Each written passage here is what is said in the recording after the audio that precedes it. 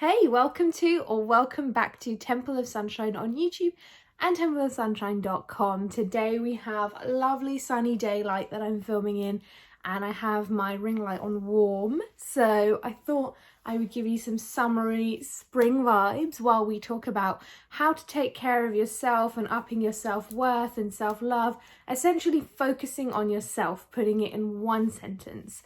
And this comes from essentially a DM that I received from a subscriber, but also I watched a video just now and it made me realize just how important focusing on yourself is. So let's not waste more time. Let's get straight into the video. Just before we start, if you do enjoy positive and uplifting content all about law of attraction, manifestation, Taoism, and of course self-care and self-love, then please do subscribe to this channel. It helps me out so very much. But I want to get straight into our topic today. So I have had a few DMs from a subscriber, and it's been really nice to speak to one of you. And she's asking me about manifesting her ex back. And long story short, I've told her that she needs to focus on herself. Before anything, she must focus on herself to attract another human being into her life, especially with the topic of love. But just recently, I watched a video where somebody was talking about how they manifested a load of money, and they talked about the fact that they were really focusing on themselves and making themselves happy for a long time before they started seeing huge changes in their manifestation regarding their bank account. And I realized that, of course, you know, when it comes to love, we got to love ourselves and focus on ourselves, but this actually stretches out to a full range of aspects of our life. So health, wealth, love, family life, success, business success, career success, fame, whatever you're trying to manifest. A lot of it comes from actually just thinking you're worthy within. So like I said, I really want to break that down. So this girl, when she was asking me about manifesting her ex back, and like I said, with love, you must focus on yourself first, because I told her that essentially instead of looking out for what your ex is doing and following him on Instagram and checking what he's doing, you need to look within and take this time to reflect on yourself. You need to separate this idea that he will make you happy and look for happiness within. And of course, if it's meant to be, he's going to come back and whatnot. So essentially that's trusting the universe that if it's meant to be, it will happen, but I'm focusing on me first. And of course, this spreads to all areas of life. Like I said, wealth. When you are focusing on yourself, you are starting to realize how important you are. You are giving yourself that love, care, affection that you seek so dearly in others. For example, if you want fame, or you want to, blow up on TikTok, or you want to be an actress in the films, you need to give yourself that attention, that fandom, that excitement first. Does that make sense? Because we attract what we are, not what we think or what we want. I know law of attraction, a lot of it is about think the right thoughts and it'll come to you. And that's a great starter place. That's a great place to start for people who have been chronically negatively thinking for their whole life. For example, when I started the law of attraction, I really just fixed my thoughts, and that really fixed my vibration. And that's a great way to visualize, and that's a great way to understand how law of attraction works. However, the truth is we attract what we are, not what we think about.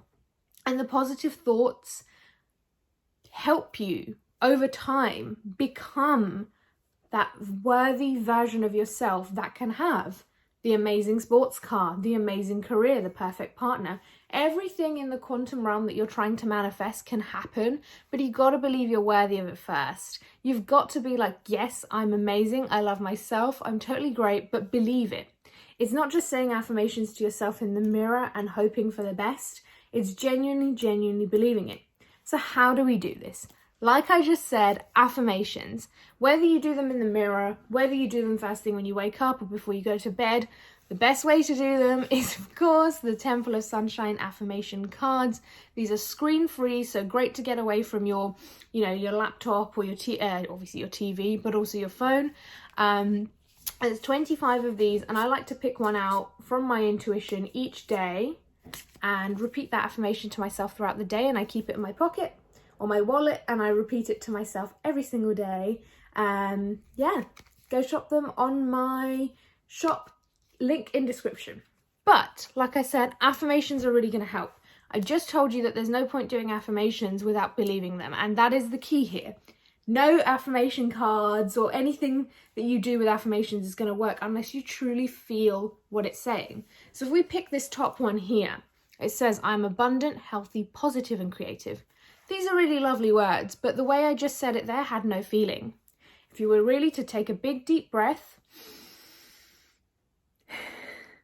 and really read it, I'm abundant, healthy, positive, and creative. Almost like you're reading a children's book with emotion, or a poem like you were taught in English class in school.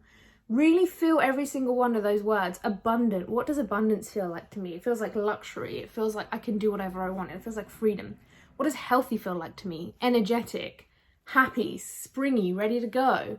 Positive feels smiley, happy, smiling at strangers in the street, like I said, smiley. And creative. Creative to me means so many things. It doesn't just mean creativity in terms of making art or videos or anything like this. Creativity to me means just, letting things flow and being in a flow state. These all mean something to me, and I engage the feeling of all of those 4 emotions or things that I have listed here every time I do my affirmations. So when you do your affirmations, make sure you believe them. Another way you can focus on yourself, and this is one that I would have taken massive offense to even 2 years ago, is focusing on your diet. I'm not saying cut out junk food. I'm not saying cut out all the things you love. But since I've been eating healthier this year, it's on my vision board, eating healthier, but also taking care of my gut health, just because I think I'm at a stage in my life where I want to get healthier, but also I want to listen to my body and feed it the correct things. I no longer want to, on a daily number, feed it random, additives and preservatives and numbers and stuff I can't pronounce. Not that, I don't buy packaged food or junk food anymore. I'm just taking more of a conscious step to feed myself with more nourishing and natural foods that come from the earth or part of the, natural ecosystem, because I do still eat meat. And that's been making me feel a million times better. Every time I make a healthy choice in terms of food, I feel like I've done something really amazing. Whether I have or not is not important, but I feel really good about that decision. What does that mean? I've upped my self-worth. I've told myself I'm worthy of a healthy body without even saying that to myself. Making a good decision, for example, choosing an apple over a sugary chocolate bar. Not that I do that every day, but when I do, it's sending vibes to the universe. It's sending thoughts to my brain that I am deserving of health. I'm nourishing myself and I make good decisions, and therefore I'm worthy of a healthy body or a healthy physique and, energy, like I said. So yeah, focusing on my diet has really been an area of self-care that I think is really nice. Following on from that, another one, I always used to get annoyed by advice like this, but movement in the body, and I'm not saying once again go join a spin class or run 5k. What I'm telling you is go on a walk when you're feeling stuffy or you've been sat down all day and you can feel the muscles in your butt just sat there getting lazy. Your leg muscles are like, you haven't moved me in 8 hours. Especially if you do a desk job like me, get out there, just go on a walk. I'm in my workout clothes right now because I know I'm going to be getting out to go walking in my lunch break, really get the sun rays on me, really get that vitamin D. Getting out and walking is such an underrated exercise. You might not think it's exercise because it's not what traditionally is dressed up as exercise by the fitness industry, but it is exercise. You burn a lot of calories, you're engaging every single muscle, and you're working smart muscle, not lazy muscle. So I learned this a long time ago, that in the gym, when we're using all those different pieces of equipment and lifting lots of different weights, we're working at muscles often that are just purely aesthetic. They're not muscles that would ever be used every day with strenuous activity. I don't know if I'm getting this across well, but there's certain muscles that we do just to look good. It's not always that they provide us immense strength or anything. They're usually there for sort of balance and whatnot, and we're working them out. Whereas with walking, you're actually using the muscles every day that your body needs to stay, lean and healthy and strong, which provides you more stamina to walk even further distances. Recently in the weekends, I've been walking 2 hours and it's been amazing. I've been walking all over London, exploring lots of different things. So that's been great. And it's only happened because I've been walking consistently for a year now. I definitely feel the health benefits of it. But more importantly, I'm connecting with nature. I'm out there with plants, trees, dogs coming my way, smiling at other people, obviously social distancing, but it's good to get out there rather than being in my four walls in my house every day. The high vibrational mood I get after being in the sun, or even on a cloudy day, just being in fresh air, unmatched. That is the ultimate peak of focusing on myself, taking myself out, listening to a good enriching audiobook or audio by any of my favorite gurus like Deepak Chopra, Wayne Dyer, you know my faves, Rhonda Byrne, listening to a podcast, or just listening to some uplifting music. I'm not always feeling educational content. Sometimes I just go out there and have some dancey music on and I just get going. The vibes naturally, and I keep saying the word vibes, but you know me, I like to just talk about vibration in terms of mood. So it literally ups my mood. That's what I'm saying with vibes. I don't mean vibes in terms of like the slang term. I mean literally high vibrational. That is focusing on yourself, keeping yourself high vibrational. Now, alongside all of this, of course, with affirmations, this goes hand in hand. It's positive self-talk. We know this in every single, with every single starter pack in terms of loving yourself, it's positive self-talk. When you're looking in the mirror, when you're walking past yourself, when you're walking past a shop window and you catch a glimpse of yourself, or when you open the front camera by accident, are you saying nice things to yourself? Or you're like, wow, there she is, you look amazing. It's taken a long time for me to really like myself and now love myself. But it's taken a lot of positive self-talk, even when I didn't mean it, even when I didn't really want to say it to myself, or even when I said it with no sort of actual backing. Like, I can tell you that I actually love myself now because of at least 2 years of solid positive talk, even when I didn't mean it. So keep up the positive talk. Really, really remind yourself that it is you that you're focusing on, and that's all that matters right now. That's it. My final tip on how you can focus on yourself, and this is the tip that I really want you to take away from this video, even if you don't take the others away, is that everything has been paved out for you just perfectly. The universe is always with you, and I think this is very hard for someone who's not really into spirituality or even religion, actually pushing it out to religion this time, to understand.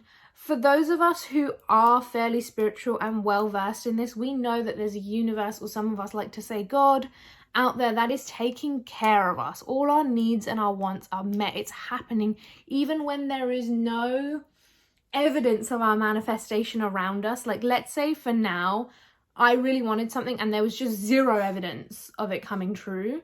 It's that trust and that faith that it's going to happen. It's also when anxious thoughts come up, like, what if I lose my job? Or, what if I don't find my dream partner? What if my business doesn't take off? It's reminding myself that, I trust the universe so much that if I ask for it, it's going to happen. I don't know when. It could be now, it could be tomorrow, it could be 2 years from now, it could be 2 months, I don't know. But just knowing that it's going to happen with divine timing. And that is a huge part of focusing on yourself, because the more you remind yourself to trust the universe, the more you realize how relaxed you become, the more calm you become. And the more that you focus on relaxation and calm, the more just sort of nonchalant you become about it all. When you really, really want something, you put it on such a pedestal. But when you're like, I trust the universe, it's going to happen. I'm going to get on with my day. I'm going to go do my walk. I'm going to go do my yoga. I'm going to go brush my teeth. I'm going to go eat something I enjoy. Or I'm going to go watch 90 Day Fiancé if you're me. You're going to realize that your, big dreams become smaller and smaller and less sort of unattainable in your head. They just become normal. And then you start to feel more worthy of it, because it's no longer such a big, huge ladder you have to climb.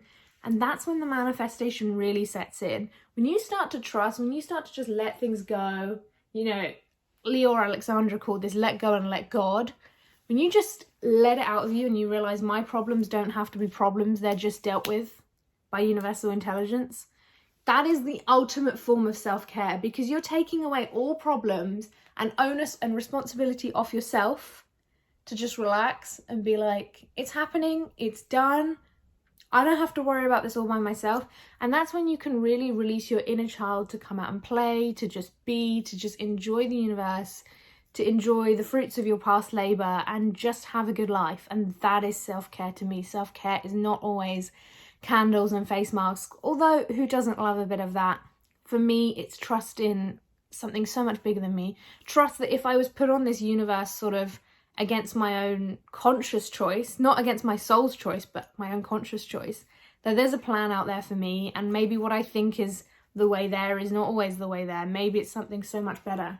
But it's just trusting, and that's something I've been doing a lot. In 2021, I've really been focusing on myself. I've really been focusing on me, being me, loving me, being happy in my own skin.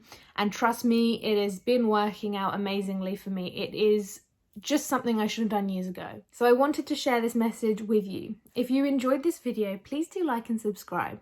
And as always, see you next time. Lots of love.